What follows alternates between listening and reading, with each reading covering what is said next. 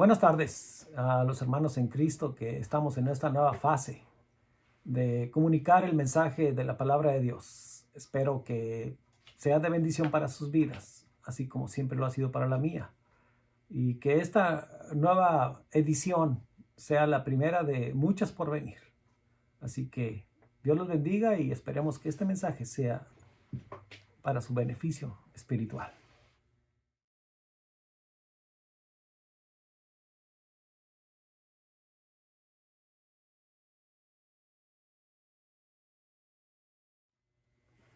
Bueno, el comienzo de esta nueva fase está en el libro de Romanos. Vamos a estar viendo el libro de Romanos, capítulo 8, anticipadamente para que lo busquen, capítulo 8, versículos 28. El título de este mensaje lleva por nombre La Iglesia del Señor en tiempos difíciles. Para poder sentar el precedente de este llamado, de este título, tenemos que entender una cosa bien clara. Dios llama a su iglesia en tiempo de crisis. Ese es el propósito principal del establecimiento de la iglesia, porque siempre habrá necesidades en nuestras vidas, como personas, como seres humanos, que nos llevan a buscar una respuesta a esas cosas que no entendemos. Por eso cuando Dios llama a su iglesia en tiempo de crisis, tenemos un ejemplo bien claro en la palabra de Dios, que es en la historia de Gedeón. Gedeón, Dios a través de Gedeón, podemos entender que Él siempre buscará a alguien que se una a Él y su causa. Gedeón, Dios lo llamó para juntar un ejército. En este caso, Gedeón llevó a Dios, le presentó la mayor cantidad de personas que juntó en todo el pueblo de Israel. Fueron alrededor de 22,000 personas que Gedeón le presentó al Señor, y el Señor lo miró y le dijo: Gedeón, ¿qué hiciste? Gedeón dijo: bueno, tú me dijiste que juntara de los del pueblo de Israel, los más valientes. Exacto, Gedeón, pero te dije los más valientes. Y te voy a comprobar que lo que hiciste no fue lo más correcto, porque te lo voy a comprobar. Les voy a preguntar simplemente: ¿quién tiene miedo? Y que el que tenga miedo, que se quede en su casa, que se regrese. Y para sorpresa de Gedeón, él pensaba que dijo: bueno, pues se me podrán desertar algunos 5,000, 10,000, pero para él fue casi el 100% de esos 22,000. Quedaron solamente 300 hombres. Y le dijo Dios: con eso yo voy a salvar a Israel. Entonces, entendámoslo, que el temor es una de las causas que merma la fuerza de la iglesia. Por eso digo yo, la iglesia del Señor en tiempos difíciles, y es que Dios llama a su iglesia en los tiempos de crisis. Por eso al leer Romanos 8:28, vamos a hacer la lectura de Romanos 8:28, nos dice: y sabemos que a los que aman a Dios, todas las cosas les ayudan a bien. Esto es, a los que conforme a su propósito son llamados.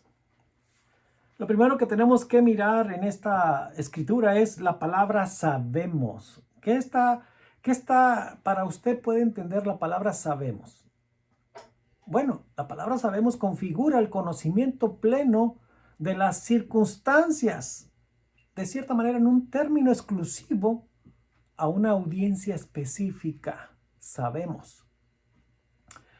A los que aman a Dios, da la idea también de un reconocimiento colectivo de un grupo específico que tiene bien claro cuáles son sus prioridades. Si sabe usted que Pablo era un radical. Él no andaba, ¿cómo diremos la palabra? Bueno, Pablo radicaliza a los privilegiados como genuinos amantes. ¿Sí? Todas las cosas les ayudan para bien. Está diciendo que Pablo está haciendo una evaluación equitativa en la lista de pérdidas y ganancias, conjugando que hasta las llamadas pérdidas son contadas como ganancias. Porque el verdadero creyente, les voy a decir una cosa, nunca pierde. Porque hasta la pérdida de su vida es contada como ganancia. También nos dice Pablo que todas las cosas nos ayudan para bien, pero conforme al propósito de su llamado. Me está diciendo que de acuerdo a su llamado y talentos que Él da, Él sabrá utilizarte en el momento y en el tiempo adecuado. Porque para eso nos llamó. ¿Ok? Entonces yo le voy a hacer una pregunta. O simplemente, ¿qué puede usted entender cuando usted escucha la palabra iglesia? Iglesia.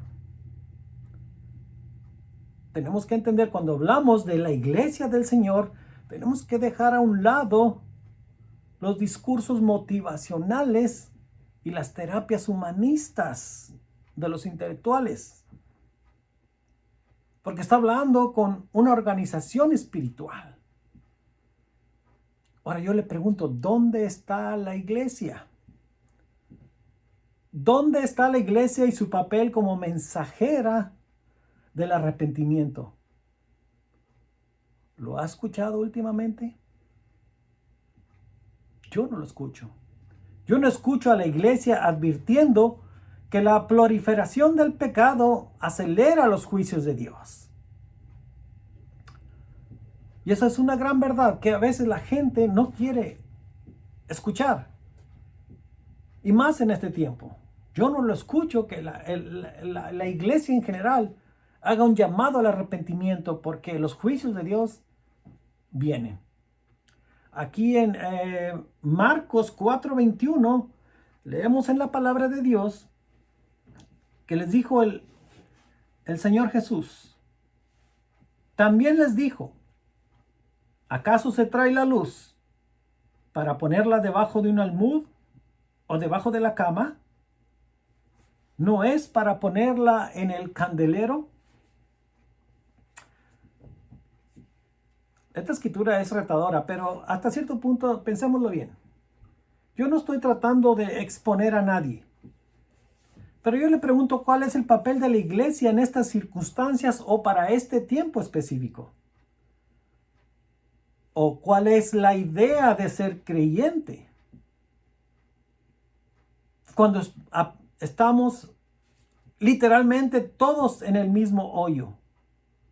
¿Será el propósito como iglesia perdernos entre la multitud y evitar que nos llamen un enemigo potencial sin corazón?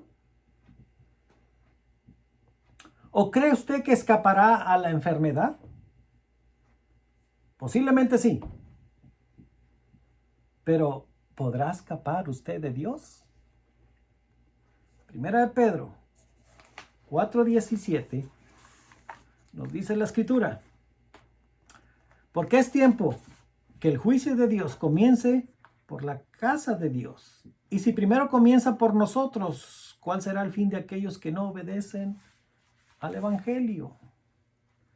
Muchas veces como creyentes estamos acostumbrados a echar a veces la culpa, sí, al pecado, pero a veces pensamos que no tenemos nosotros nada que ver con eso, pero cuando nosotros evitamos el poder ser la luz del mundo, estamos trayendo sobre nosotros ciertas responsabilidades. Y no podremos escapar al juicio de Dios. No para condenación, sino para poder echarnos en cara de lo que pudimos hacer y no hicimos. No escaparemos al escrutinio del juicio de Dios. Si usted redarguye a su papel, así rehuye más bien a su papel como intercesor, entendamos lo que el juicio caerá primero sobre aquellos que somos responsables de evitar la propagación del virus del pecado.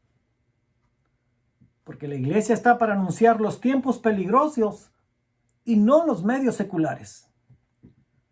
La vulnerabilidad de todo ser humano está poniéndose a prueba, aunque usted no lo crea, porque la búsqueda de la verdad está siendo desplazada por un temor justificado. Un temor justificado que atañe la vida pública, donde la gente no busca una respuesta espiritual, sino un salvavidas que le garantice una paz social y una estabilidad política, estabilidad económica más que todo. No podemos ignorar el propósito detrás de la pandemia, porque muchos nos olvidamos que Dios es el que tiene el control. Y cuando Él está en control, es por demás tomar las precauciones y medidas preventivas, eso le aseguro. A veces me pongo a pensar, ¿qué esperaba Dios de nosotros? ¿Qué espera Dios de nosotros en estos tiempos?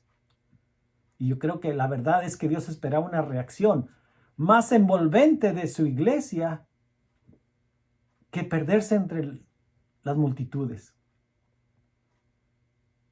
Tristemente, la iglesia actualmente busca más la sanidad física que la espiritual.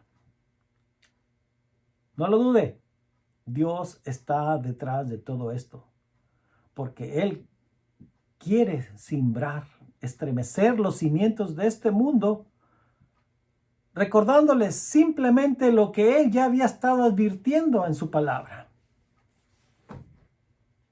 Y dígame, ¿quién podrá negar que el plan del juicio de Dios sobre este mundo ya está en marcha?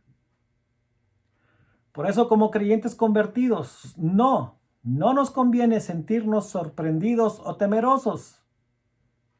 Y si usted lo entiende, es mejor que le pregunte a Dios, ¿en qué puedo ayudarte? Romanos 8, 31 al 39 nos dice, ¿qué pues diremos a esto? Si Dios es por nosotros, ¿quién podrá contra nosotros? El que no escatimó ni a su propio Hijo, sino que lo entregó por todos nosotros, ¿cómo no nos dará también con Él todas las cosas? ¿Quién es el que acusará a los escogidos de Dios? Dios es el que justifica. ¿Quién es el que condenará? Cristo es el que murió, más aún, el que también resucitó y el que además está a la diestra de Dios y el que también intercede por nosotros. ¿Quién nos separará del amor de Cristo? Tribulación, angustia, persecución, hambre, desnudez, peligro o espada. Mas como está escrito, por causa de ti somos muertos todo el tiempo. Somos contados como ovejas de matadero. Antes, en todas estas cosas, somos más que vencedores por medio de aquel que nos amó. Por lo cual estoy seguro de que ni la muerte, ni la vida, ni los ángeles, ni los principados, ni las potestades, ni lo presente, ni lo porvenir, ni lo alto, ni lo profundo, ni ninguna otra cosa criada, nos podrá separar del amor de Dios que es en Cristo Jesús, Señor nuestro. Interesante. La gran descripción que da el apóstol Pablo con respecto a las cosas que podrían asustarnos o amedrentarnos. Por eso Pablo fue enfático al aseverar anticipadamente que todas las cosas nos ayudan para bien. ¿Habrá algo en este mundo que nos ponga en peligro?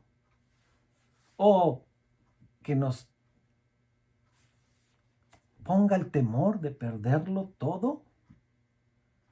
Lucas 21-28 nos dice: cuando todas estas cosas comiencen a suceder, erguíos y levantad vuestra cabeza, porque vuestra redención está cerca. Tristemente, muchos escondemos la cabeza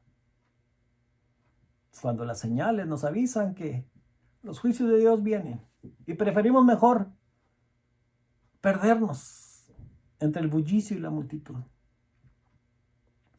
¿Dónde está o qué debe estar haciendo la iglesia?